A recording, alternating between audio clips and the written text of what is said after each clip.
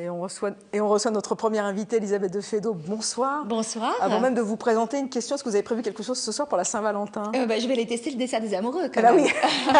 L'enchaînement est très très bien trouvé. Alors Elisabeth de Fédot, vous êtes passionnée d'histoire, de littérature, vous êtes diplômée d'un doctorat d'histoire contemporaine. Votre secteur de prédilection, si les téléspectateurs vous connaissent, c'est le parfum.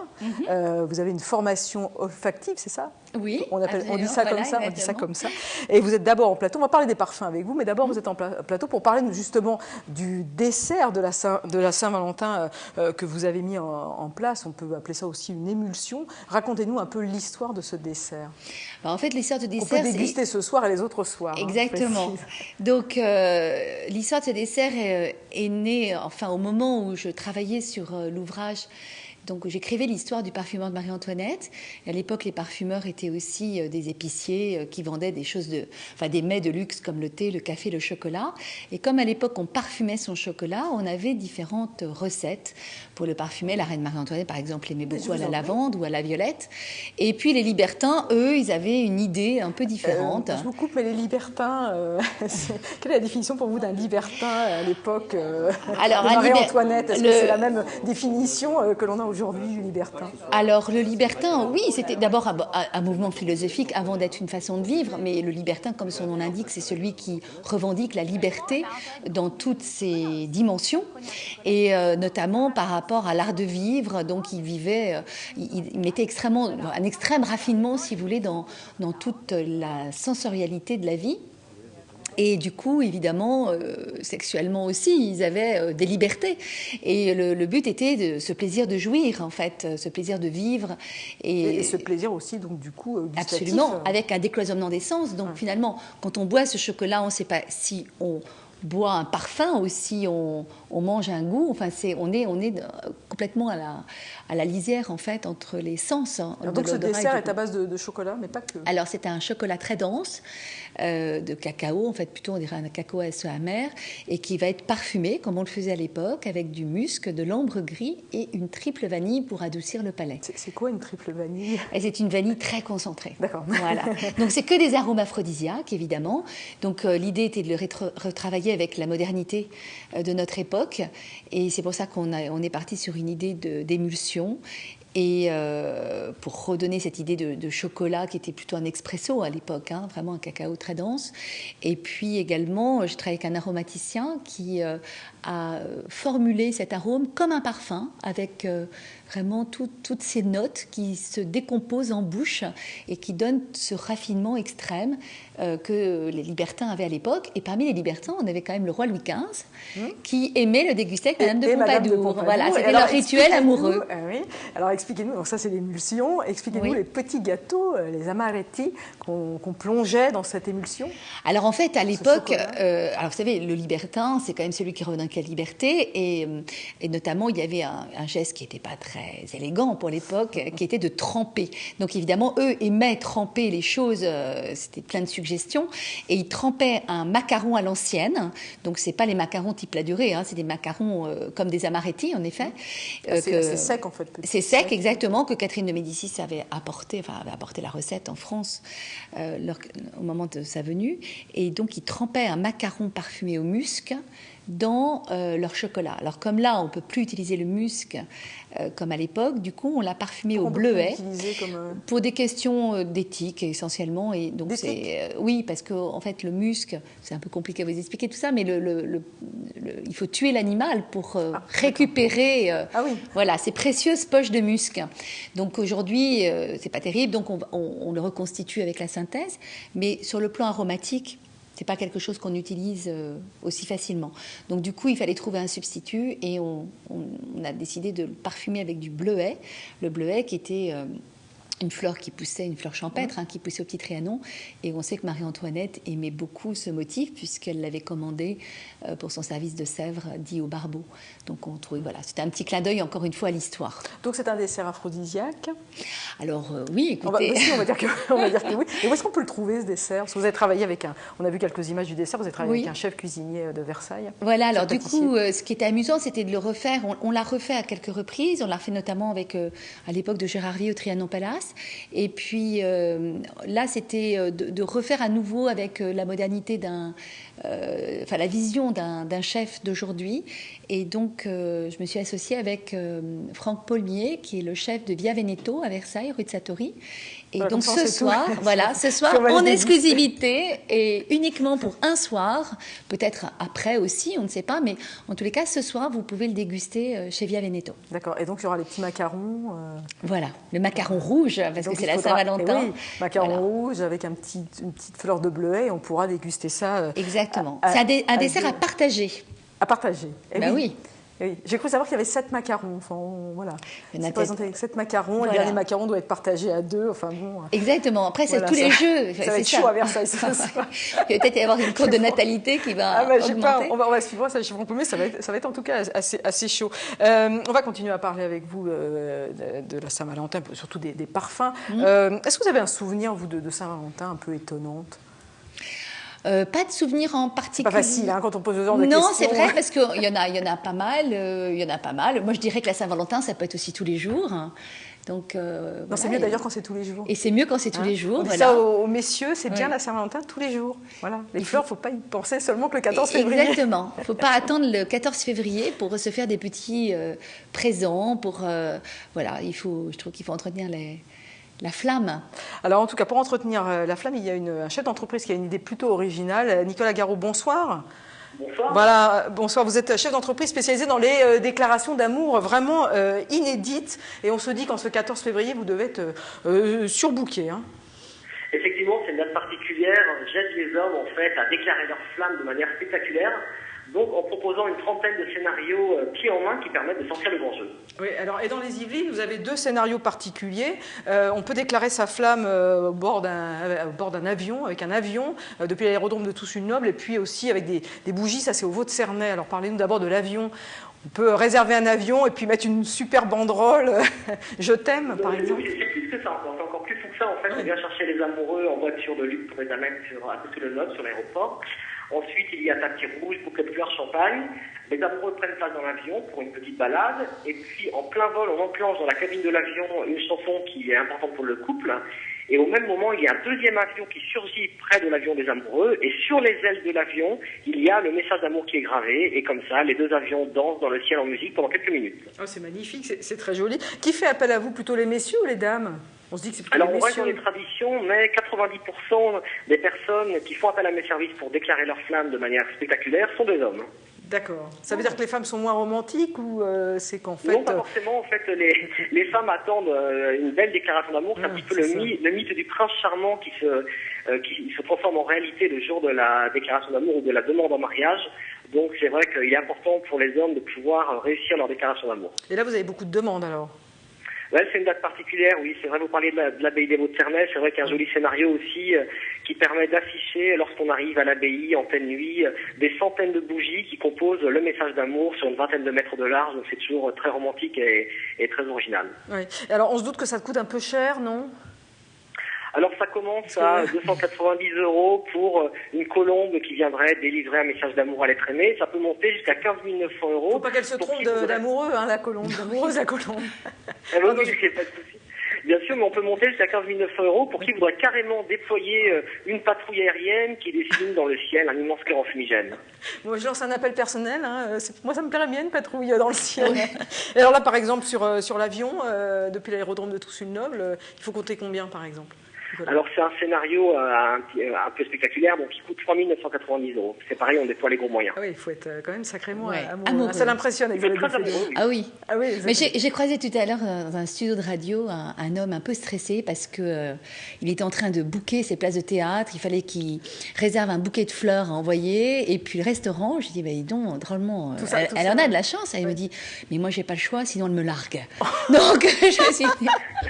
Oh là là, les femmes sont dures. Mais je peux vous dire qu'en tous les cas, il marche à la baguette. Donc, très bien. Bon. Et Nicolas Garot, dernière question. Est-ce que vous travaillez forcément toute l'année et pas que la Saint-Valentin? Votre entreprise fonctionne toute l'année. Oui. En fait, j'ai fondé mon agence en 2006 et depuis, j'ai organisé à peu près 1 millier de déclarations d'amour. Et c'est vrai que j'organise 3 à 4 déclarations d'amour spectaculaires par semaine. Mais c'est vrai qu'aujourd'hui, c'est une date particulière et j'ai une dizaine de demandes en mariage qui sont en cours. Ah, c'est beau. Merci pour cette note romantique. Merci beaucoup à vous, merci. Alors déclarez... Comment? Quel beau métier, je trouve. Mais oui, quel beau métier, il apporte du bonheur. Il apporte du bonheur. C'est super, c'est super. Déclarer sa flamme le jour de la Saint-Valentin, quoi de plus naturel? Eh bien, Laurent Searle propose de le faire samedi 16 février à la Maison de la Poésie à Guyancourt. Il est actuellement en répétition et notre journaliste Julie Rocha-Suarez l'a rencontré. Elle s'est même prêtée au jeu. Vous allez voir un vrai travail d'investigation journalistique. On regarde. Si vous n'avez pas d'idée cadeau pour cette Saint-Valentin, je vous propose de déclarer simplement votre flamme. C'est facile, enfin presque. Je t'aime. Je t'aime. I love you. I love you. I love you. I love you. I love you. I love you. Leçon numéro 1 avec l'élan courtois Laurent Searle, à l'origine de l'atelier spectacle I Love You, qu'il joue ce samedi à la Maison de la Poésie de Guyancourt. Il se peut que la leçon foire complètement. Quand je répète, déjà, j'ai des surprises, quoi. C'est-à-dire que les personnes, elles ont des réponses qui ne sont pas celles que j'attends. Et tant mieux. Sur la base de textes personnels, poèmes et citations sur l'amour, le public est amené à interagir avec l'homme de théâtre dans un cadre intimiste. Non préparé mais dévoué, j'ai participé à sa répétition aujourd'hui, histoire que vous sachiez à quoi vous attendre. C'est l'heure où je suis seule, c'est l'heure du jardin qu'on arrose, et des senteurs mouillées qui montent des gazons. C'est l'heure où ton désir vient émouvoir ma croupe. Ah, pas mal. Ne larme-moi pas en ce moment. Ne te niche pas entre deux seins. Respire. Marche. Bah. Pour les plus timides et ceux que la plume chatouille, passons à la leçon numéro 2. Comment compter fleurettes grâce à Internet. La page Facebook Spotted, repérée à l'UVSQ, permet aux étudiants de l'université Versailles-Saint-Quentin en Yvelines de s'adresser des messages anonymes. On peut y lire des odes enflammées à ma jolie rousse de L3 AES-RH, à un grand brun en L1 d'histoire ou encore à ce beau châtain aux yeux bleus en L3 de sage-femme. Ils se reconnaîtront peut-être. Plus surprenantes, ces déclarations aux distributeurs et aux toilettes du premier étage, bâtiment Vauban. La page créée il y a un mois compte plus de 2300 fans et aurait fait un couple officiellement déclaré. Allez maintenant, c'est à vous de jouer!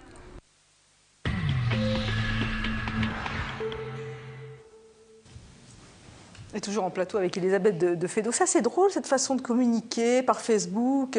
À l'époque, il y avait les petites annonces de Libération. On déclarait sa flamme, comme ça, dans Libération. Maintenant, on fait ça de manière extrêmement moderne. Et encore avant, on envoyait des petits billets. Oui, encore avant. Et on va revenir avant. Alors, Elisabeth de Fédot, on peut dire que votre vie est faite de senteurs. Vous êtes vraiment la spécialiste des parfums, des senteurs. Votre dernier livre s'intitule L'herbier de Marie-Antoinette, qui est paru chez Flammarion. Racontez-nous un peu ce mot. À partir de gravures d'époque, vous faites ressentir ce qu'on pouvait sentir à l'époque. J'essaye dans l'herbier, en fait l'idée était plutôt de raconter l'histoire d'une promenade à partir d'un herbier imaginaire, parce que Marie-Antoinette n'a pas, enfin en tout cas à notre connaissance, créé d'herbier.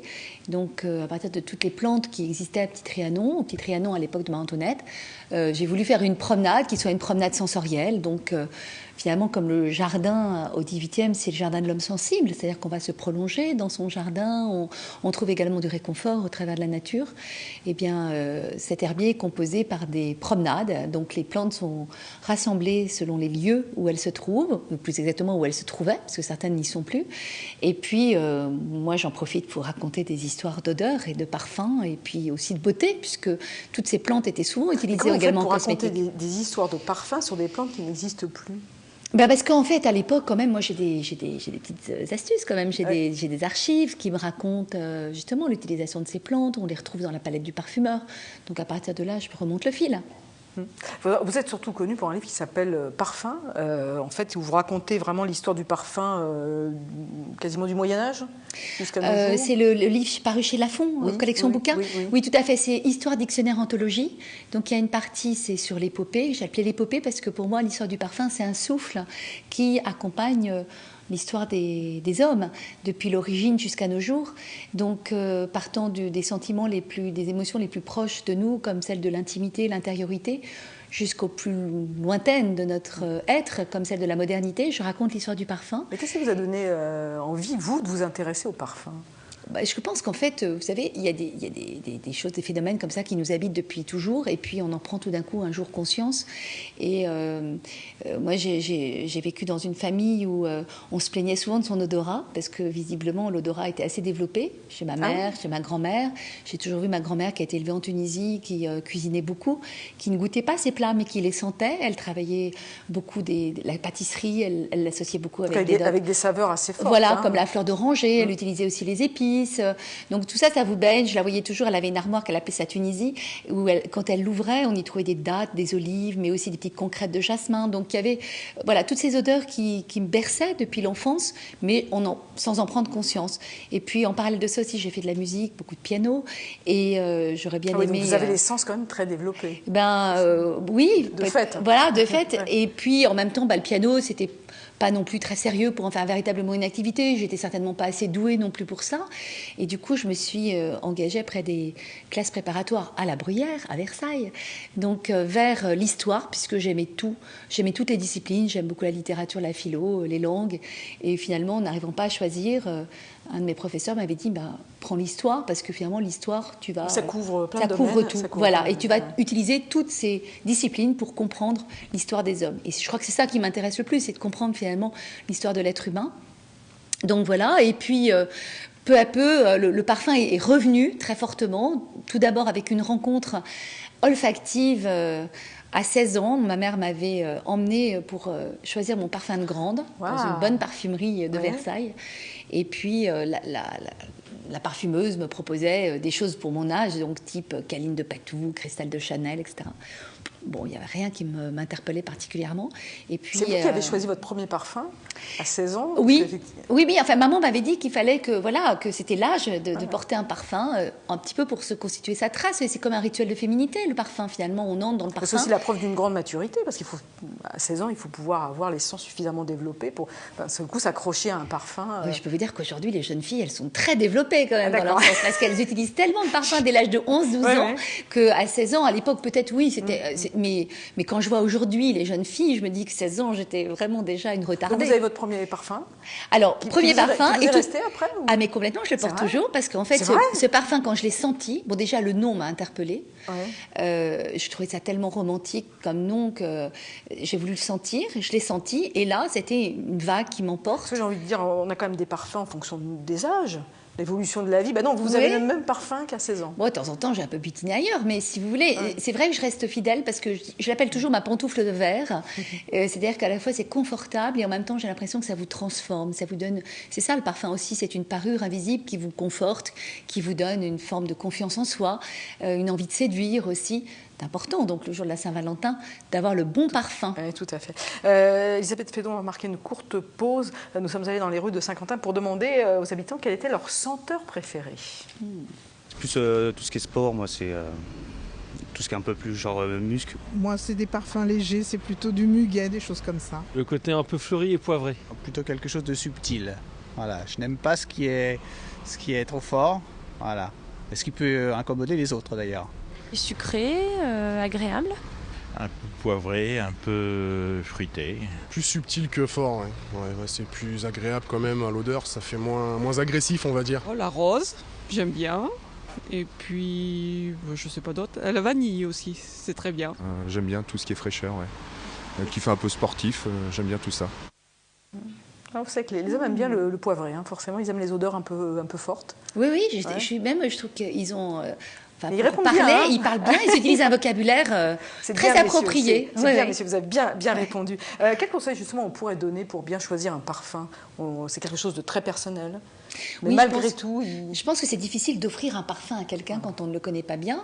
Et même pour soi, je pense qu'il faut déjà avoir une bonne connaissance de soi pour choisir le parfum qui vous convient le mieux. On dit d'ailleurs que plus on se connaît, mieux on se parfume.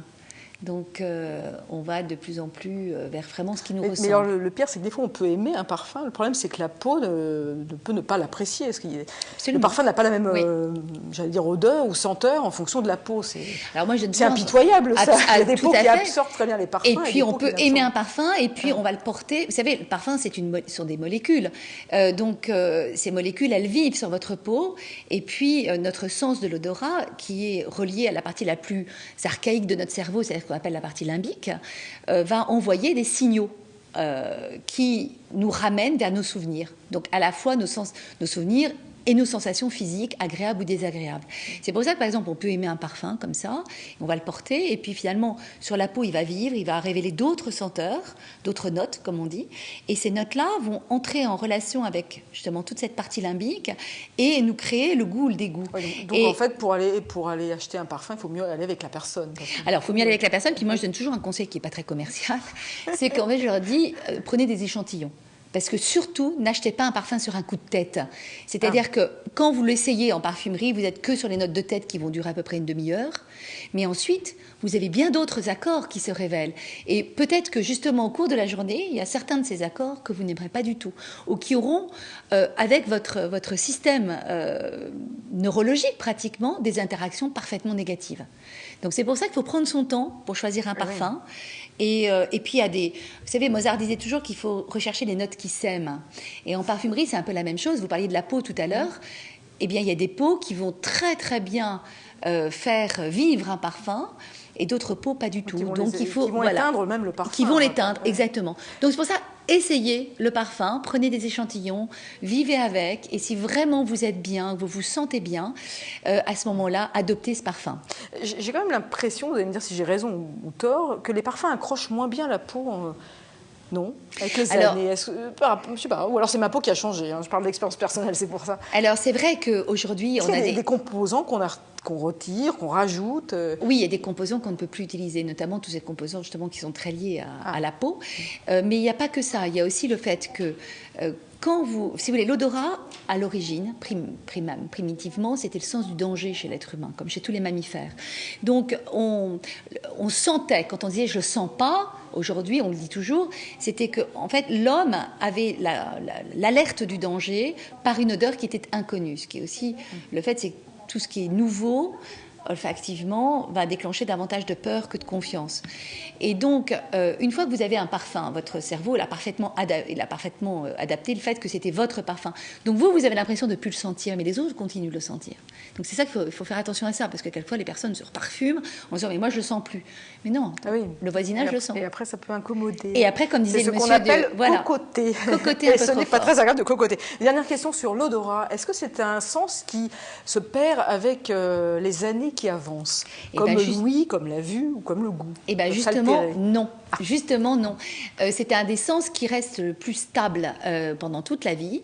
La seule chose, c'est que nous ne le développons pas. Nous ne musclons pas nos narines, ce qui fait que du coup, notre sens de l'odorat, qui était extrêmement développé à la naissance, puisque le nourrisson reconnaît sa mère à l'odeur, l'éducation occidentale fait qu'on ne nous développe pas du tout notre odorat, même si aujourd'hui il y a un peu plus de prise de conscience par rapport à l'odorat, et du coup il va s'atrophier. C'est-à-dire qu'en fait on oublie qu'on a un nez au milieu du visage, on oublie de s'en servir, et donc on a l'impression qu'on perd son odorat. Alors il y a des maladies où on perd son odorat, c'est vrai, mais normalement, si on fait ces exercices, normalement son odorat reste stable toute sa vie.